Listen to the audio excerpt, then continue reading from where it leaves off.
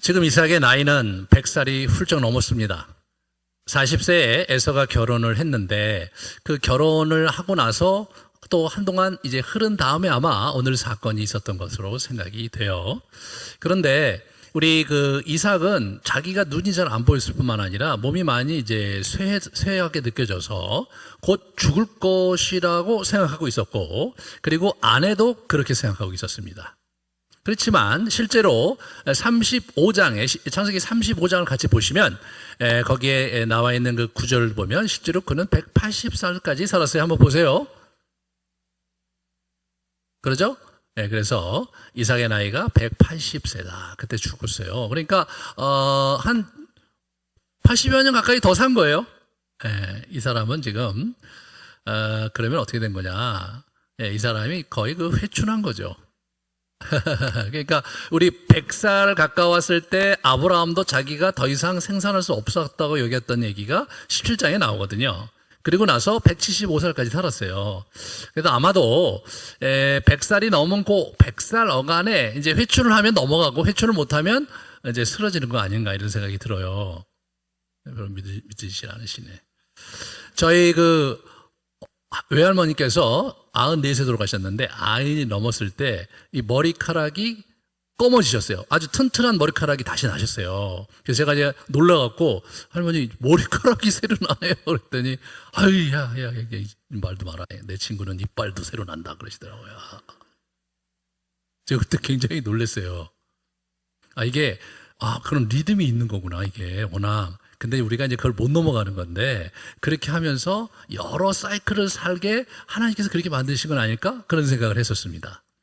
그러니까 이분은 이제 그런 걸 알고 있었겠지만 사실은 뭐 넘어갈 수도 있고 못 넘어갈 수도 있는 거죠. 지금 막 인류의 이제 100살 정도로 지금 이제 100세 시대가 왔는데 그거를 넘어서 살 거다 이런 주장을 하시는 분들이 있는데 아마도 그것은 그 회춘의 그 사이클의 비밀을 이제 인류가 밝혀내면 충분히 그렇게 되지 않을까 저는 이게 뭐 제 개인적인 추측인데 그렇게 생각이 됩니다. 그런 상황에서 이제 자기 아들을 불러다가 이제 오늘 아주 축복을 하겠다 그런 얘기가 나오는 거예요. 우리 그림으로 같이 좀 제가 준비를 했습니다. 그림을 같이 보겠습니다. 네. 그래서 이제 어린 시절을 저렇게 이제 아주 나름대로 뭐 잘 보내지 않았겠어요? 여느 그 형제들처럼 아주 그 쌍둥이는 특별히 각별한 사이잖아요. 이렇게 잘 지냈을 거예요. 물론 이제 뭐 팥죽 한 그릇에 장조건을 파고 그랬을지 모르지만 그런데 오늘 이 장면에서 완전히 두 사람이 척을 지는 갈림길에 있는 사건이 바로 이 사건입니다. 한번 같이 보시죠. 그 다음 걸 보시면 어느 날 이제 부른 거예요. 에서야 이렇게 와라. My son 이렇게 불러갖고 야 이제 내가 언제 죽을지도 모르는데 너 가서 사냥해서 별미를 만들어 와라. 내가 즐기는 음식 이렇게 나오거든요. 내가 즐기는 그거 있잖아. 그거 만들어 오면 내가 먹고 너를 축복하겠다. 그렇게 얘기를 했는데 저 뒤에 우리 그 리브가가 그걸 들었죠.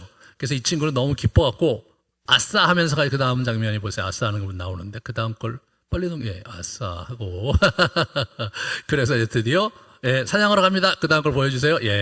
갑니다. 이 친구가.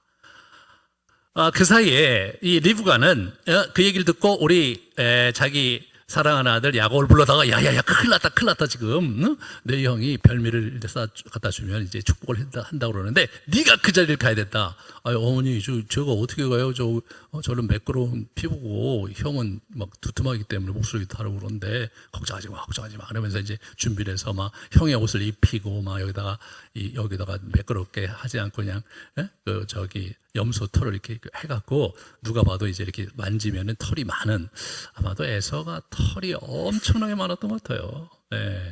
그래갖고 이제 그렇게 됩니다. 그래서 이제 이 친구가 이제 들어가죠. 야곱이 그 다음 장에 보여주세요. 야곱이 저렇게 이제 들어가서 아버지한테 아버지 나 에서예요. 그러면서 이제 하는데 이상하니까 이제 막 일로 와봐 임마 이렇게 하고 여기도 만져보고 이제 이런 얘기를 이제 하면서 이제 긴장을 이제 이렇게 갖게 됩니다. 그런데 이 장면에서 우리 이삭의 모습이 범상치가 않아요. 네? 반드시 에서여야 되는 거예요. 네? 그래서 왔는데 좀 수상한 거예요. 조금 일찍 온 것도 수상하고 목소리도 수상하고 한번 18절부터 있는 걸 쭉 제가 한번 같이 보면서 그냥 보여주세요. 아버지 나예요 그랬더니 내가 여기 있노라. 내 아들아 누구냐? 이렇게 얘기해요. 내 아들아 어떻게 이렇게 일찍 왔어? 금방 왔으니까 얘기하는 거죠. 하나님께서 그렇게 해주셨어요. 이렇게 얘기하니까, 이삭이 야곱에게 이르되, 내 아들아, 가까이 오라. 네가 과연 내 아들 에서인지 아닌지 내가 너를 만져버리라. 이런 얘기를 하는 거예요. 이분이 지금 뭐냐면, 눈이 안 보이잖아요, 눈이. 오감인데, 그러면 눈도 있고, 청각도 있고, 그 다음에 이제 이 촉각이 있고, 미각이 있고, 후각이 있는 거잖아요. 근데 이분이 이제 지금 시각이 안 좋으니까 다른 사감을 가지고 체킹을 하는 거예요. 그 다음 걸 보여주세요. 이삭이 만지며 얘기합니다. 음성은 야곱인데 이놈이 손이 에서네. 이렇게 얘기하는 거예요. 네. 귀도 약간 귀도 이제 먹은 거죠. 그렇게 된 거예요. 야, 그런데 내가 참 내 아들이냐? 이런 얘기를 하는 거예요. 이렇게 또 확 찔러봐요.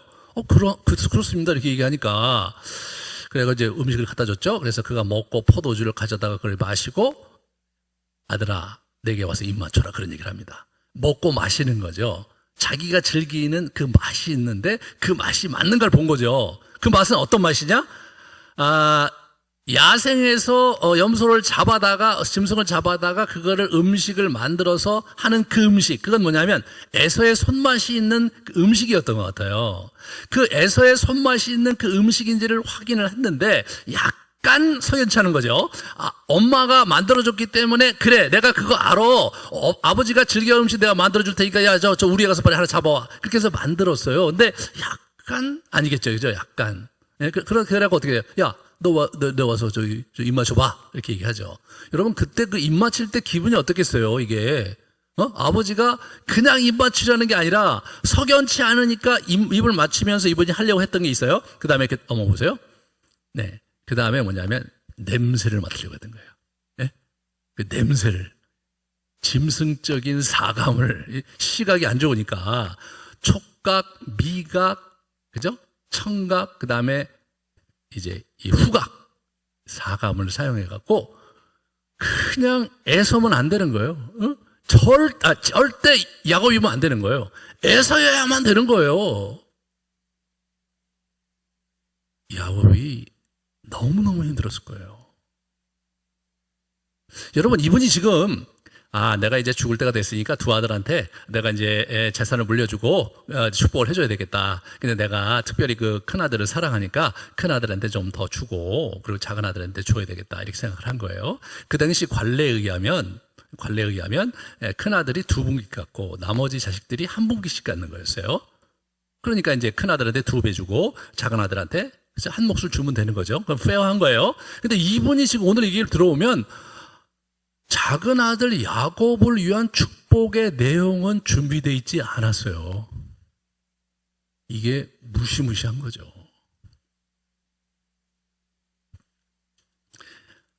이분이 지금 단순히 입맛이 이제 눈이 머니까 유별나고 먹는 것에 집착한다가 아니라 자기의 라이프 스타일과 자기의 선호도와 그 모든 것들이 자기 중심으로 완전히 고착되어 있는 한 노인을 우리가 맞닥뜨리게 되는 겁니다. 이분은 단순히 눈이 안 좋은 게 아니라 분별력이 이제 흐려져 있었던 거죠. 그래서 꼭 자기 아들 에서에게만 축복하기를 원했고 야곱에게 축복할 계획이 없었던 것을 뒤에서 우리가 확인할 수가 있습니다. 그래서 이렇게 사랑을 했는데, 근데 이 문제가 뭐냐 하면 이분의 사랑은 바른 또는 성숙한 또는 온전한 사랑이 아니었던 거예요. 에서가 뭐냐면 결혼을 했는데 헷족소 여인과 결혼을 했다는 얘기가 우리 26장 마지막 절과 우리 오늘 본문 27장 마지막 절에 나오거든요. 한번 볼까요? 네, 한번 보면 20에 보세요. 에서가 40세 헷족속 부에리의 딸 유딕과 헷족속 엘론의 딸 바스맛을 아내로 했는데 뭐 그럴 수 있잖아요. 그런데 이삭과 리브가의 마음에 근심이 된 거죠. 그러니까 이게 이제 상당히 문제가 된 거죠. 저 친구가 자기가 원하는 여자를 데려다 사는 거예요, 지금. 이게 엄마도 지금 되게 힘들어요. 46절에 보시면 내가 햇사람의 딸들로 말미암아 내 삶이 싫어졌거늘, 이런 정도로 나오는 거죠. 그죠? 야곱이 만일 이 땅의 딸들 곧 그들과 같은 햇사람의 딸들 중에서 아내를 맞이한다면 내가 무슨 낙오로 내 인생을 살겠냐 막. 예? 그러면서 이 리브가가 앙탈을 부립니다. 이게 보통 문제가 아닌 거예요. 그러니까 이게 문화적으로 볼 때 그 당시에요. 이 리브가가 왔던 하란 지역과 지금 이 이삭이 살고 있는 이 가나안 지역은요, 상당히 다른 거예요. 그쪽은 굉장히 선진화된 문명을 갖고 있었고, 여기는 아직도 굉장히 미개한 문명을 갖고 있었거든요. 그러니까 이제 같은 나라에서 이 지방에서 저 지방으로 간 게 아니라 우리나라에서 어떻게 돼? 살다가 저 만주라든가 저 시베리아로 간 거예요. 그러니까 이제 여러분 생각을 해보세요. 거기서 이제 이 굉장히 저기 누구예요? 이 리브가는 부잣집 교수였잖아요. 제대로 양육받고 아주 그 가문이 좋은 곳에서 제대로 자란 여자예요. 그래서 이제 그런데 이 여자가 여기 왜 왔냐면 하나님의 인도하심이 있다는 그러한 그 분명한 사인을 얘기했기 때문에 그걸 믿고 신앙 하나로 여기까지 왔어요. 그런데 이제 자기 큰아들이 저기 그 주변에 있는 나라 해적 속의 여인들 데려다가 그냥 결혼을 해버린 거예요. 그러니까 일단 문화적으로 굉장히 차이가 나는 거잖아요. 여러분, 이게 가정생활이라는 게 그 자기 가문의 문화가 굉장히 큰 영향을 주는데, 그 문화적으로 너무나 다른 것도 다른 건데 자기 마음에 들지도 않는 그 며느리가 와갖고 그냥 집안을 하고, 여러분 그렇게 되면 어떻게 되냐면 그 문화적으로 열악한 문화가 갖고 있는 특징이 지저분한 겁니다. 그렇잖아요. 예. 여러분 상대적으로 문화가 이제 낮은 데 가면 물 사용량이 다르고 청결하지가 않잖아요. 저기 만주 그런 데 가보면 지금 많이 낮지만 옛날에 진짜 청결하지 않았고, 지금도 거기 그 인민들은 사실 굉장히 그 열악한 환경 속에 사시는 분들이 많아요. 네. 그럼 여러분 생각을 해보세요. 이 리브가가 자기가 원하지 않는 며느리인데, 그냥 자기가 보니까 정말 괜찮은 애야. 잘 자랐네. 그런 친구면 데려다가 도닥이면서 가르치면서 살겠지만 그게 아니란 말이에요. 못 살겠다, 못 살겠다. 근데 여기다가 야곱까지 정말 저런 데 와서 이상한 여자들하고 결혼하면 내가 어떻게 살겠냐. 무슨 얘기입니까? 이 이삭의 에서의 사랑은 온전한 사랑이 아니었죠. 스포일 된 거예요. 에서가 완전히 지 멋대로 사는 그런 친구가 되어버리고 마는 거예요.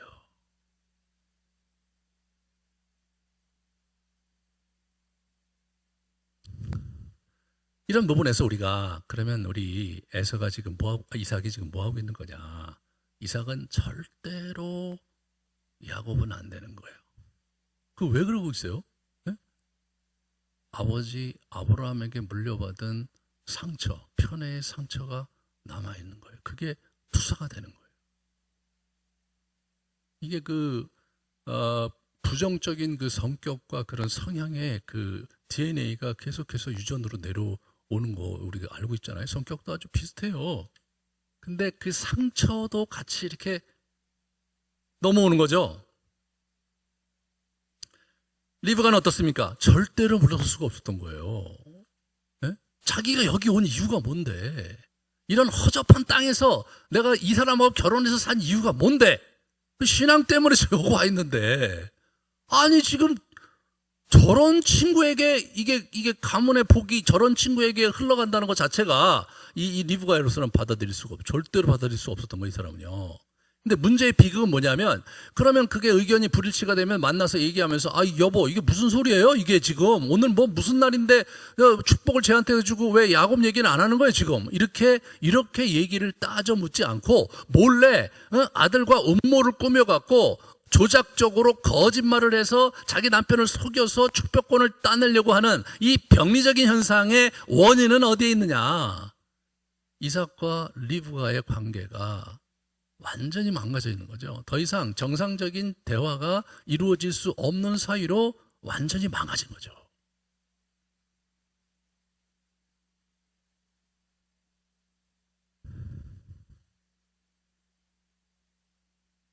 남편 이삭과 리브가의 이 상황 인식에서 이 차이가 굉장히 극명하게 드러나는 표현이 있어요. 4절과 7절을 한번 비교해서 한번 보시면 그게 잘 드러나거든요. 한번 보겠습니다. 자, 보세요. 내가 즐기는 별미를 만들어 내게로 가져와서 먹게 하여 내가 죽기 전에 내 마음껏 내게 축복하게 하라. 이게 이삭이 지금 에서에게 한 얘기예요. 그 얘기를 듣고 지금 리브가가 우리 7절에 야곱에게 들려줘요. 나를 위하여 사냥하여 가져다가 별미를 만들어 내가 먹게 하여 죽기 전에 여호와 앞에서 내게 축복하게 하라 하셨으니, 이렇게 나옵니다.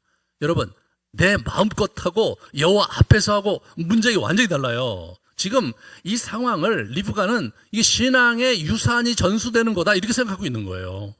그죠? 이 가문에 이제 이야기가 흘러가고 다음 제너레이션이 진행되는 데 있어서 이러한 행위는 하나님 앞에서 하는 거다, 그렇게 이해하고 있는 건데, 이삭은 하나님과 상관없어요. 내 마음껏 내가 원하는 대로 그렇게 하겠다라고 지금 하고 있는 거죠. 그러니까 이거는 어떻게 해요? 좁힐 수가 없는 가치관의 차이고, 그리고 이제 이삭이 어떻게 돼요? 굉장히 많이 무너져 있는 거죠, 이 사람이. 26장에서 신앙의 모습을 보여주고 부엘세바에서 멋진 영적인 성장을 보였던 우리 이삭이 왜 노년에 이렇게 전락하고 말았는가? 그의 아버지로부터 얻은 상처를 해결하지 못한 채 그냥저냥 살았기 때문에 여기까지 온 겁니다. 그런 상처 입은 영혼이었어요.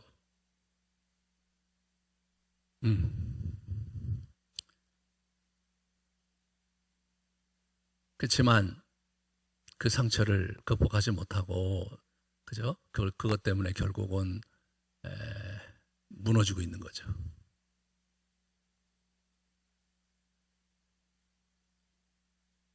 이 억척스러운 리브가, 그래서 리브가가 결국은 어떻게 합니까? 뭐 어차피 말로 안 될 거니까 그냥 완전히 이제 이렇게 조작을 하고 막 그래갖고, 그래서 치밀하게 이제 대처를 합니다. 치밀하게 대처를 하는데 이 야곱도 만만치가 않은 거예요. 그 짐승적인 감각을 가지고 계속해서 확인하는 아버지의 그러한 묘한 촉수를 말이에요. 촉수를, 그거를 아주 기가 막히게 이렇게 줄타기 하면서 그걸 넘어가는 거예요. 얼마나 큰 긴장이었겠어요. 우리 30절 내용을 한번 볼게요. 30절 같이 보겠습니다. 야곱이 이삭 앞에서 나가자마자 사냥을 갔던 그의 형 에서가 막 돌아왔습니다. 이게 이제 그 30절 우리말 성경에서 아주 그 상황을, 뉘앙스를 잘 표현한 거거든요. 그게 긴박감이 있었던 거예요. 왜냐하면 지금 현재 자기 아버지 같아서 지금 속이고 지금 진행이 되고 있는데, 만약에 이게 다 끝나지도 않은 채 형이 들이닥치면 어떻게 돼요? 이거는 완전히 칼불이 나는 거죠, 이거. 그리고 그냥 이 사람에 있어서 내가 축복을 받는 게 아니라 저주를 받게 될 수도 있는 거예요. 그러니까 아마 굉장히 힘들었을 거예요, 이 남자가. 그러니까 초읽기를 하면서 긴장을 하면서 그걸 했는데 아버지 같은 시기가 쫙 하고 그냥 나갔는데 바로 들어온 거예요, 바로. 무서운 연기력이죠. 만만치 않은 공범입니다. 우리는 이삭에 대해서 한번 같이 살펴보려고 합니다. 이삭은 자신의 모든 것을 에서에게 주려고 했습니다. 자, 27절, 29절을 한번 볼게요. 자, 27절, 29절을 같이 이렇게 보면 그 축복의 내용을 같이 한번 봐요. 내 아들의 향취는 여호와께서 복 주신 밭의 향취로다. 그 냄새를 막 그렇게 얘기하는 거예요. 하나님은 하늘의 이슬과 땅의 기름짐이며 풍성한 곡식과 포도주를 내게 주시기를 원한다, 이거예요. 엄청나게 준 거예요. 그거는 괜찮아요. 지금 여러분 여기 축복에서 족장이 주는 축복이 있고 하나님이 주는 축복이 있어요. 28장엔 하나님이 주신 축복을 내게 주기 원한다고 이제 이삭이 승복을 하는데, 여기서는 그게 아니었어요. 그러니까 28절은 문제가 없는데 29절이 문제가 있는 거예요. 만민이 너를 섬기고 열국이 내게 굴복하리니 내가 형제들의 주가 되고 내 어머니의 아들들이 내게 굴복하며, 이렇게 나와요. 이거는 25장에 복중에서 막 서로 싸울 때 우리 리브가가 기도했을 때 하나님께서 주신 약속에서 보면 형이 아우를 섬기겠고 이렇게 나와요. 형이 아우를 섬기겠고. 이거 뭐예요? 이 사람 뭐예요? 그걸 못 받아들이는 거예요. 그걸 못 받아들이는 거예요. 이 사람은 에서가 좋았어요. 네? 남자답고 막 발발하고 좋았어. 근데 야곱이 싫었어. 네, 싫었어. 근데 그 세월이 흘러갔는데 이제 근데 둘이 엄마하고 아빠가 서로 대화도 안 하고 지내요. 그럼 이게 골이 깊어지잖아요. 근데 이 사람이 이제 그러면 그래도 불구하고 그러니까 시간이 이제 지나면서 그거를 이제 완전히 이제 각이 생기잖아요. 그럴 때 이 사람이 어떻게 했어야 되냐면 마음에는 안 들지만 에서 녀석이 어떻게 우리한테 허락도 안 받고 결혼을 저렇게 하고 말이에요. 여러분, 요즘과는 다른 거예요. 요즘은 결혼 당사자가 자기가 배우자를 선택해서 결혼하는 그런 문화잖아요. 그죠? 결혼 당사자의 의견을 굉장히 중요시 여기는 문화라잖아요. 그 당시는 그게 아니에요. 그냥 부모님이 가라 그러면 가는 거예요. 리브가 올 때 뭐예요? 그냥 거기서 아버지하고 오빠가 가라 그러지 그냥 허락이 되니까 그냥 끝난 거예요. 이 결혼이라는 것 자체가 당사자의 의지하고 그 관계가 없던 시절이란 말이죠. 그런데 여기 지금 이 사람은 자기가 결혼하고 싶은 사람하고 결혼한 거예요. 그거 자체가 벌써 이 에서가 이게 진짜 이거 기가 막힌 거 아니에요? 자기 마음대로 하는데 그것도 말이에요. 네? 해적속이라고 정말 우리 가문에서 결혼하지 않아야 되는 그 결혼을 한 거예요. 이게 뭘 의미하는 거냐? 이 사람은 하나님의 나라에 관심이 없는 거예요. 하나님 나라의 언약에 관심이 없는 거예요. 자, 그러면 신앙의 눈으로 볼 때 어떻게 하냐면 에서 녀석 진짜 그냥 저 녀석 그냥 신앙생활을 좀 했으면 좋겠는데 저 녀석 그냥 너무 이뻐 죽겠는데 꼭 그게 문제란 말이야. 이렇게 보면 야곱은 어떻습니까? 저 녀석 그냥 꼴드배기 싫은데 그래서 쟤는 좀 신앙이 있단 말이잖아요. 여러분, 두 사람이 다 자식이잖아요. 자기 아들들이잖아요.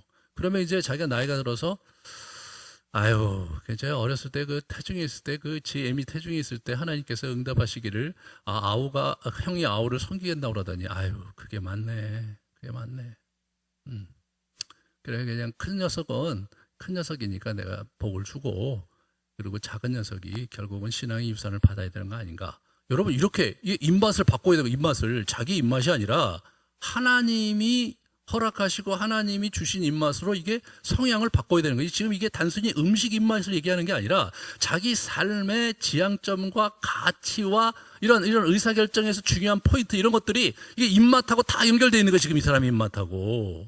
이 사람의 취향이죠. 자기가 하고 싶은 거죠. 자기가 원하는 거죠, 여러분. 그죠? 자기가 원하는 거예요. 하나님이 원하시는 것을 못 받아들인 거 아니야, 이삭이요. 자기가 볼 때는 에서야. 우리 집안은 에서야 돼. 근데 그게 객관적인 근거가 있는 게 아니에요. 객관적으로 보면 이 신앙의 집안에, 이 신앙의 가문에는 에서가 주가 되면 안 돼. 그걸 누가 잘 알고 있느냐? 리브가가 잘 알고 있는 거예요. 제가 우리 집안의 주도권을 잡기 시작하면 그 할아버지 때부터 내려오는 신앙의 유산과 흐름은 온데간데 없이 사라지는 거잖아요. 그럼 자기 인생은 어떻게 돼요? 자기 인생은 진짜 기가 막힌 인생이 돼버리는 거란 말이죠. 그렇다고 자기 남편하고 좋은 관계를 믿는 것도 아니고.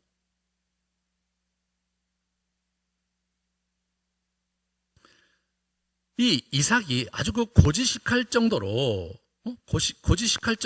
이렇게 이제 이제 원칙주의자죠. 여러분 30절 38절에 야곱에게 주려던 축복이 나와요. 거기 보시면 여기 축복이 우리 에서가 울면서 그럼 나한테도 복을 주셔야 되지 않습니까? 내 분깃은 없어요 했을 때 이제 준 거예요. 에서에게 대답하여 이르되 내가 그를 너의 주로 세우고 그의 모든 형제를 내가 그에게 종으로 주었으니 곡식과 포도주를 그에게 주었으니 내 아들아 내가 네게 무엇을 할 수 있느냐. 이렇게 나와요. 에시 당초 뭐예요? 야곱에게 줄 몫은 없었던 거예요. 좋은 거 다 줬어요. 아니, 그럼 빌복이가 하나입니까? 빌복이가 하나입니까?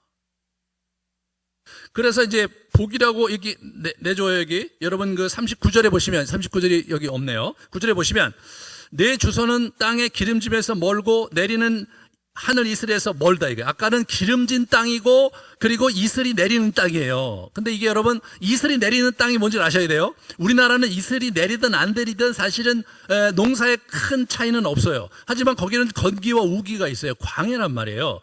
우기는 괜찮아요. 건기가 되면 어떻게 됩니까? 이슬이 있어야 돼요. 이슬이 없으면 진짜 아무것도 자랄 수 없는 거잖아요. 이슬이 있으면 그래도 관목이라도 자라고 이렇게 되는 거잖아요. 아무것도 없는 거예요. 그러니까 불모지 중에 불모지가 어디냐? 이슬이 없는 땅이에요. 그걸 주는 거예요. 야, 진짜. 그러니까 여러분, 뭐 에서가 얼마나 화가 났겠어요. 그 에서 입장에서는 뭐예요? 에서 입장에서는 아이 그래 우리 야곱이 그걸 뺏어갔다고 하자. 그럼 어차피 또 몫이 또 하나 있을 테니까 내가 그거 하고 그냥 이게 받아들여야겠다 생각을 한 거예요. 아버지 그 하여줘. 그러니까 그러면 이제 페어한 건 뭡니까? 두 분깃이 야곱에게 가고 자기 한 분깃 와야 되잖아요. 근데 한 분깃이 아니에요. 이게 축복이 아니란 말이에요. 예, 그냥 팔망한처럼 그냥 광야에서 이거 광야 다 네 거다 말이야. 아니 여러분, 지금은 그 광야에 서기가 나니까 괜찮지만 당시에 광야가 아무리 넓으면 뭐합니까? 사우디아라비아 다준들 누가 그걸 기뻐하겠어요? 그러니까 죽이려고 그러죠.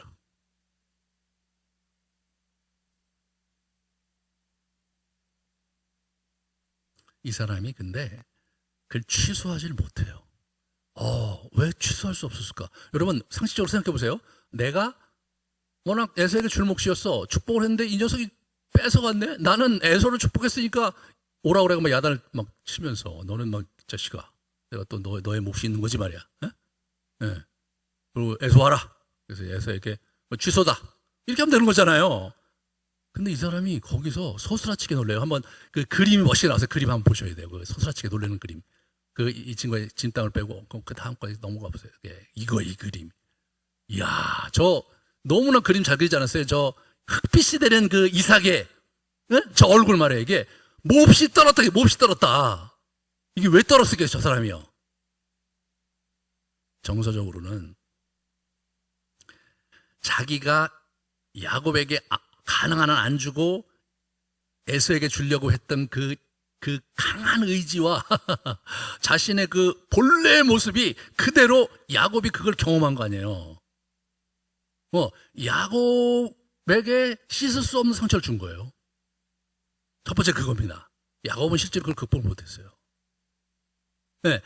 두 번째는 뭐냐면 자기는 하나님이 에서가 아니라 둘째인 야곱에게 축복을 주신다고 하셨지만 자기가 볼 때 그 녀석은 안 된단 말이죠. 자기가 족장의 축복은 적어도 에서에게 주려고 그렇게 했는데 그거를 그런 식으로 하신 거죠. 여기서 뭐냐면 저는 그냥 굉장히 큰 충격, 하나님에 대한 두려움이 그를 엄습하지 않았나 싶어요. 야, 무서운 분이시구나 이거. 내가 조작할래야 조작할 수도 없는 하나님의 그 섭리와 하나님의 뜻이 있는 거구나. 이 사람이요, 네 동생 야곱이 네 축복을 빼앗아 갔구나. 그러고는 말을 못하는 거예요. 엉엉 울어요. 아버지 이게 무슨 말이에요? 축복 이게 다예요? 야, 내가 걔한테 다 줬어. 너한테 내가 뭘 주냐? 이렇게 얘기하는 거예요. 여러분 그게 이상하지 않아요? 다 줬기 때문에 너한테 줄 게 없다는 게 이상하지 않아요? 왜 못 바꿔요? 무서워서 못 바꾸는 거예요, 이 사람이요. 두려운 거예요. 얼마나 두려웠겠어요, 하나님이. 못 바꿔요, 이 사람. 완전히 거기서 패닉에 빠진 거예요, 이 사람이요. 이 28장에 넘어가잖아요. 자기 아들을 야단 못 쳐요.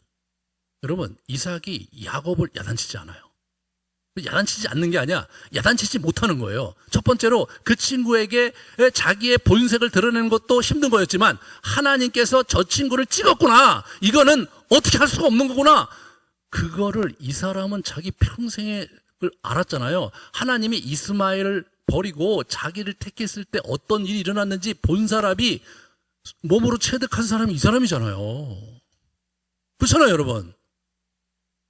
그러니까 그 두려움이 이 사람을 사로잡으면서 이거는 내가 어떻게 할 수 없는 불가항력적인 그러한 하나님의 뜻이구나를 제가 볼 때는 받아들인 것 같아요, 이 사람이. 아무 말도 못하는. 아무것도 못해.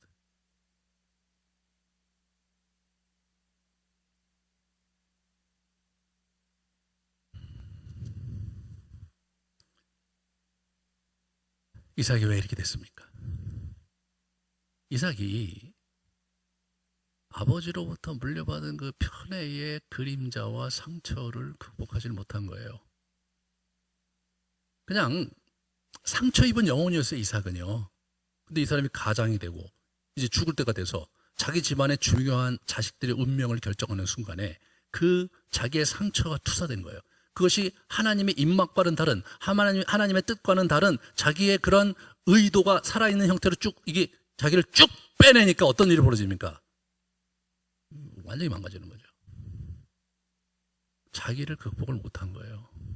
자기의 상처를 극복 못한 사람이에요, 이 사람은. 그러니까 이삭의 스토리 속에서만 보면 어떻게 되냐면 아버지의 편애 속에 어렸을 때 망가졌고 정말로 힘든 세월을 보내고 그래서 그렇게 사는구나지만 그의 아내 리브가와 그의 두 아들 에서와 야곱에 볼 때는요, 그들의 인생을 완전히 유린해 버리는 거예요. 그들에게 악한 역할을 한 거예요. 본인이 뭐 자기 자식에게 악한 역할을 하려고 한 거겠어요, 그게? 그게 아니라 자기도 자기를 극복 못하니까 그렇게 된 거예요. 분별력이 없으니까 그렇게 되는 거예요. 그러니까 우리가 악한 자다 할 때 성경에 두 가지, 악한 자와 선한 자가 두 가지 개념이 있는 거예요. 하나는 뭐냐면 하나님 반대편에서는 악한 자가 있어요. 네? 구약에도 하고 신약에도 그런 악한 자가 있어요. 그리고 하나님 편에선 선한 자와 의인이 있단 말이에요. 악인과 의인이 그 흐름 속에 있는데, 그런데 이것이 그리스도인들 또는 이게 하나님의 백성에게 적용될 때는 어떻게 됩니까? 그 사람이 악한 자리에 있을 때 그를 악한 자라고 하는 거예요. 네? 그 사람이 교만한 자리에 있을 때 교만한 자가 되고, 악한 자리에 있을 때 악한 자가 되고, 그 선한 자리에 있을 때 선한 자가 되는 거예요.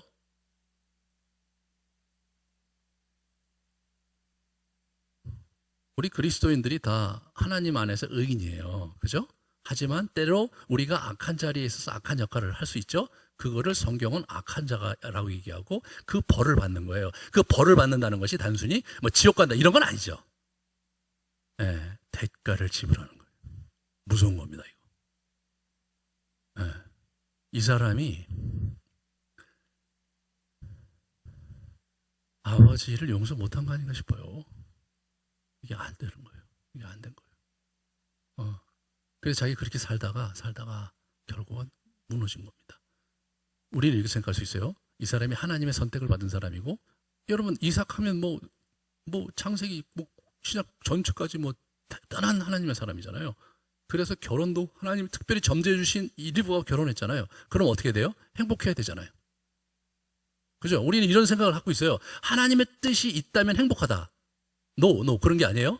하나님의 뜻에 우리 합력하여서 우리의 마음과 우리의 뜻을 합할 때 행복이 오는 거예요. 거기 때 축복이 오는 거예요. 그런 거란 말이에요. 이 사람은 하나님의 뜻에 마음을 합한 적이 있었어요. 26장엔 정말 하나님의 뜻대로 살았어요. 그래서 하나님의 축복을 부여잡았어요. 외적으로. 예? 그런 외적인 성취는 정말 하나님의 놀라운 축복을 받은 사람이었어요. 하지만 그 내면에 있어서 자기의 인품이 이게 바뀌질 않는 거예요. 내적 여정이 덜컹대는 거예요. 그럴 때 어떻게 되냐? 자기 가장 소중한 사람들이 상처를 받는 거예요. 거기에는 이삭의 책임이 있는 겁니다.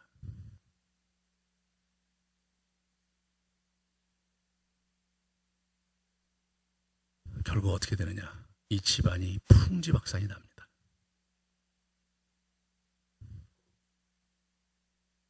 에서가 어떻게 돼요? 분노로 울부짖어요. 여러분 에서 한번 그림도 보여주세요. 이렇게 에서 막 싸우잖아요. 아버지하고 막. 그 다음 장면 보여주세요. 완전히 맛이 가죠. 저 얼굴을요, 20여 년 동안 바담 아람에 갔다가 돌아와서 야보강가에서 만날 때 자기 400명 데려와서 죽일 듯이 달려와서 저 얼굴로 자기 동생을 봐줘봐요. 저 얼굴로 20여 년을 산 거예요. 여러분, 얼마나 무섭습니까, 이게 얼마나 무서운 거예요, 이게.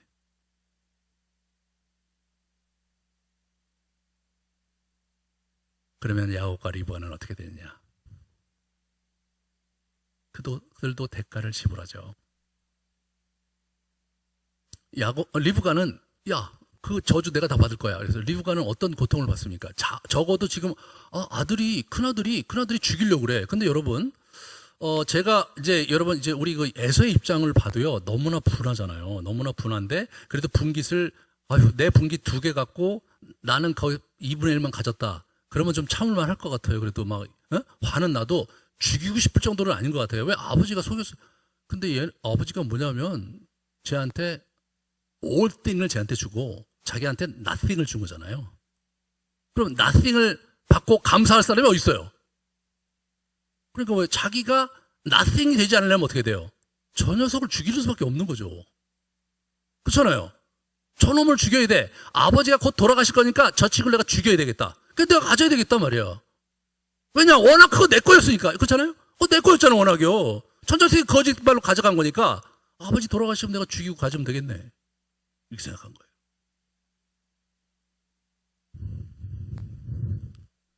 리브가가 그 얘기를 듣고 기가 막힌 거죠. 잘못하다간 2 아들을 다 잃게 생긴 거예요.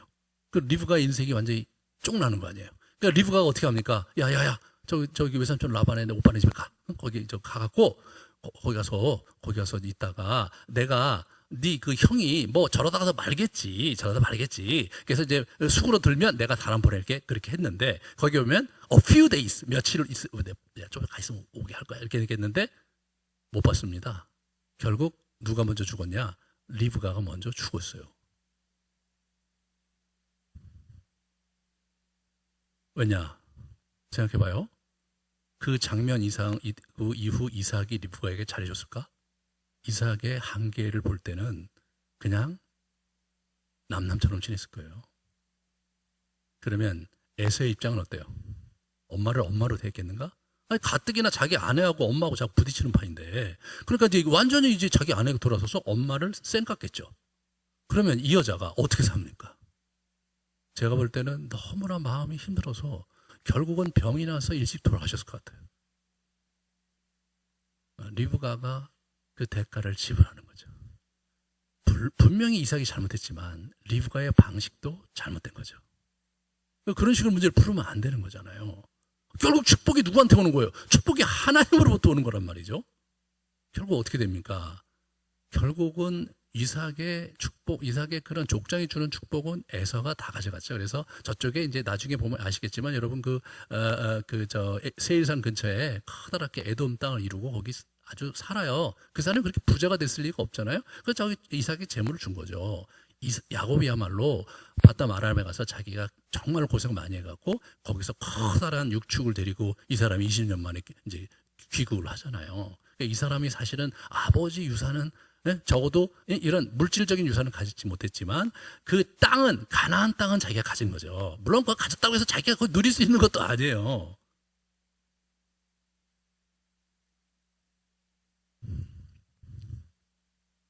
야곱은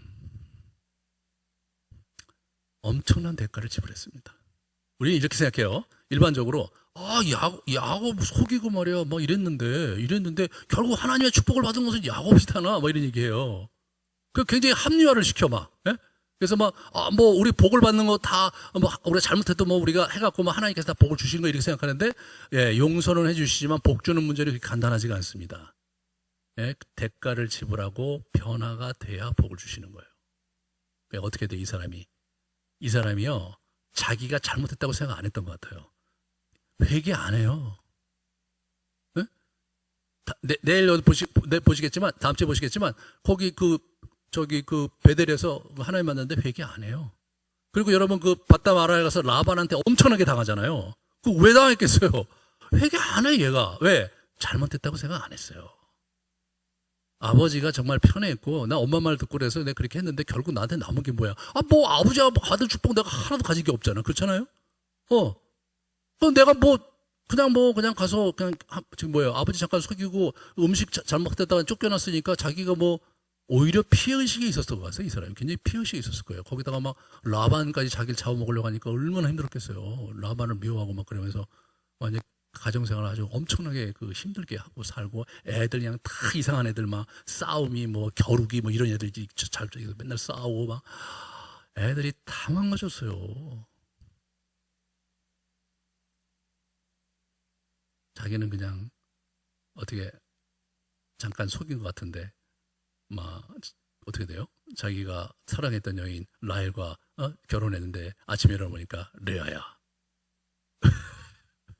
7년을 여러분 7년을 그냥 사기당했어요. 7년에서 끝난 게 아니에요.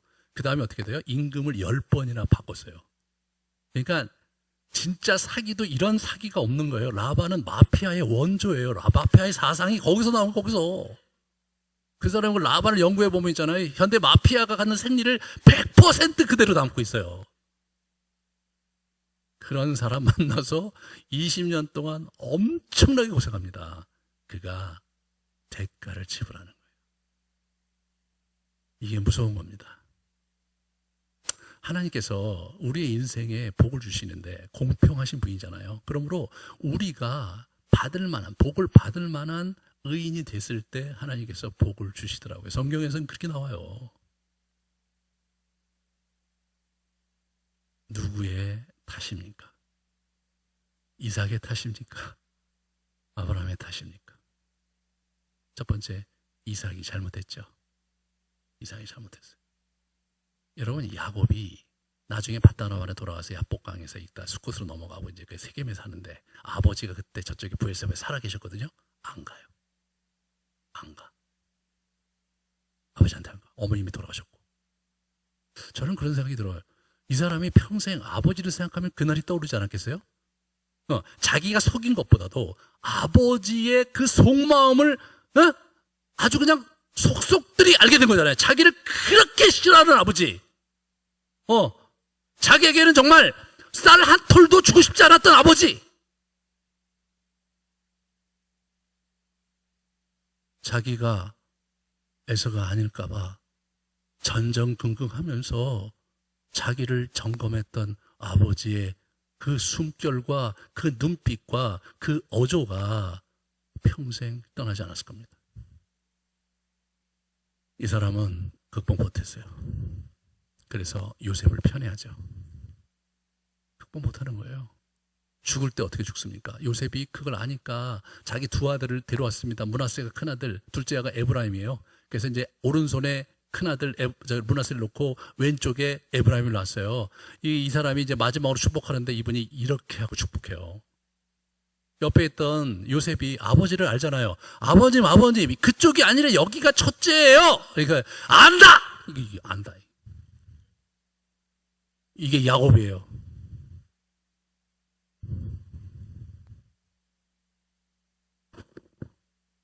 인간이 쉬운 존재가 아닌 거예요. 이 굴레를 벗어버린다는 게 쉬운 게 아닌 거예요. 하나님께 선택을 받았기 때문에 그 사람이 저절로 그렇게 될 것이라는 생각 자체를 버리셔야 돼요. 그렇지 않아요. 우리가 하나님 앞에 진지하게 자신을 성찰하고 자신의 문제가 무엇인지를 진지하게 검토하면서 그분의 은혜를 구해야 되는 그런 우리들이어야 되는 거죠.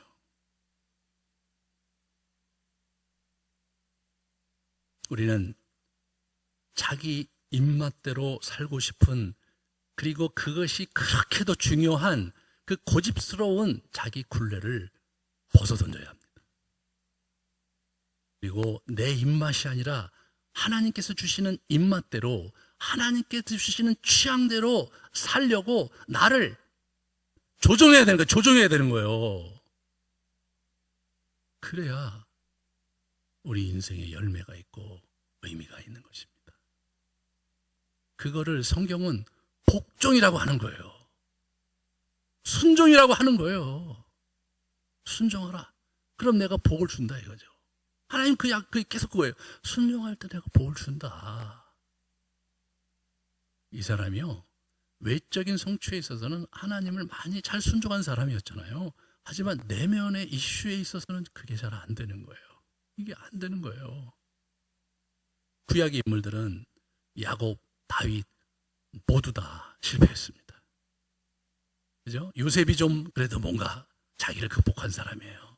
그렇게 가뭄에 콩나듯이 나와요. 응? 사무엘 이런 사람들, 가뭄에 콩나듯이 나와요. 그런데 신약에 오면 달라져요. 예? 뭐 우리 그 바울도 멋있게 변해서 죽고, 뭐 우리 베드로도 그렇고 요한도 그렇고, 뭐가 다르냐? 우리 안에 내주하시는 예수 그리스도가 계시고 우리 안에 내주하시는 성령께서 계시잖아요.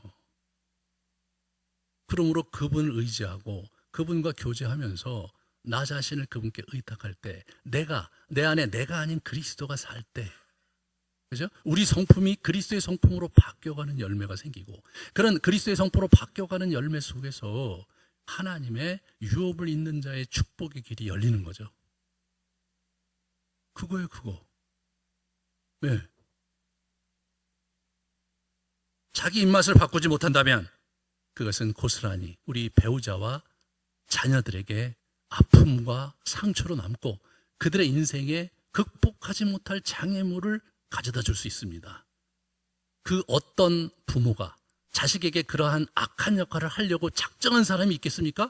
없습니다. 하지만 우리가 죄인이기 때문에 우리 자신이 무의식 속에 그렇게 부정적인 유산이 프로그래미틱하게 우리 안에 장착되어 있는 대책 없는 죄덩어리이기 때문에 이 문제를 우리가 깊이 성찰하면서 그 문제를 직면하면서 주님께 가지고 나와서, 주님, 내가 도저히 나 혼자서는 감당할 수도 없는 죄덩어리가 나입니다. 주님, 저를 불쌍히 여겨주십시오. 저를 고쳐주십시오. 제가 죽어야 되는 거 맞습니다. 그러한 영성이 아니고서는 이 굴레를 끊을 재간이 없습니다.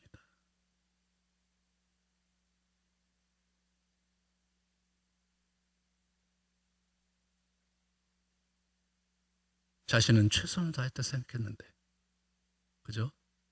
옆에 있는 사람이 상처받고 또 자녀들이 상처받고 그럴 수 있잖아요. 나는 정말 그걸 원치 않았는데. 어디로부터 온 겁니까? 자신의 영혼의 어두움으로부터 오는 거죠.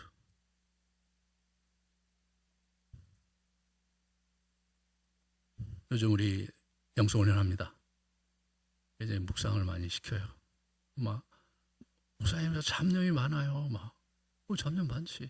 근데 자꾸 헷갈려요. 공격이다, 그게. 악한 영이 우리가 하나님 앞에 나아가지 못하도록 계속 우리를 공격하는 거니까 대적하고 하자, 이렇게 해요. 여러분, 그냥 초대교회 때 그 기도 많이 하는 사람들이 쓴 글을 보면 맨 그거예요. 기도하면서 싸우는 거. 악한 영의 그 공격과 불화살과 싸우는 거. 그렇게 하면서 기도하는 거예요. 네. 기도를 주여 도와주시옵소서, 물질을 허락해 주시옵소서, 내 현실을 이길 수 있게 해 주시옵소서, 이런 형태의 기도가 다가 아니라, 주님, 내가 정말 어떻게 해야 되는가요? 주님, 내가 정말 어떤 놈입니까? 주님, 정말 당신이 원하시는 것은 무엇입니까? 라는 그런 수동적인 역동의 기도가 같이 가야 돼요. 근데 이 수동적인 역동의 기도에는 반드시 악한 영이 공격합니다. 왜? 우리가 하나님과 예수 그리스도와 친밀하게 지내는 것을 가장 원하지 않기 때문에.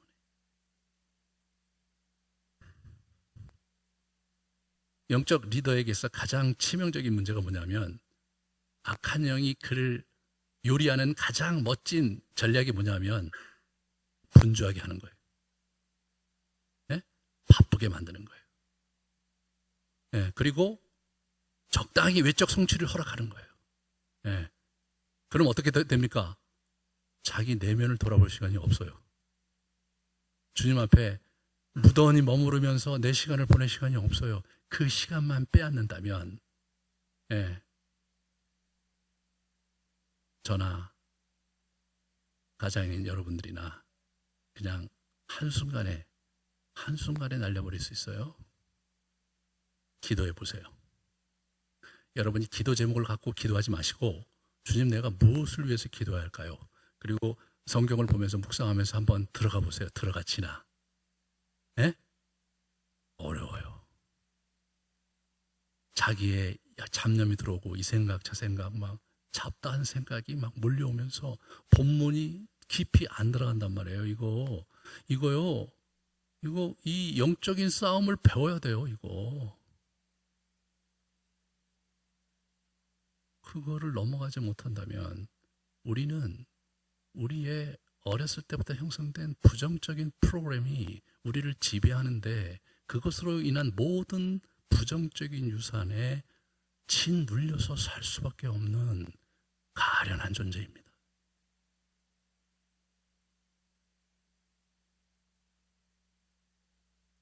결혼한 부부들은 서로 갈등이 있죠. 예, 뭐 사람이 갈등이 있을 수 있는데, 근데 그 갈등을 저도 이제 상담도 많이 해보지만 그 갈등이 그 문제를 해결한다고 갈등이 해결되는 게 아니고 그 다음에 또 문제가 발생해. 왜? 본인 당사자들이 계속 그런 어둠의 영혼의 굴레와 굴절 속에 있으니까 계속 부딪히죠. 문제 해결점은 뭐냐? 두 사람이 하나님 앞에 성장하는 거예요. 성장하는 거. 두 사람이 성장을 잘 해야 이 문제가 해결되는데, 이게 성장은 안 한 채 맨날 이렇게, 여러분 초등학생들 둘 데리고 계속 화해시켜봐요. 또 싸우죠. 화해시켜봐요. 또 싸우죠. 맨날 그렇게 사는 거 아니에요.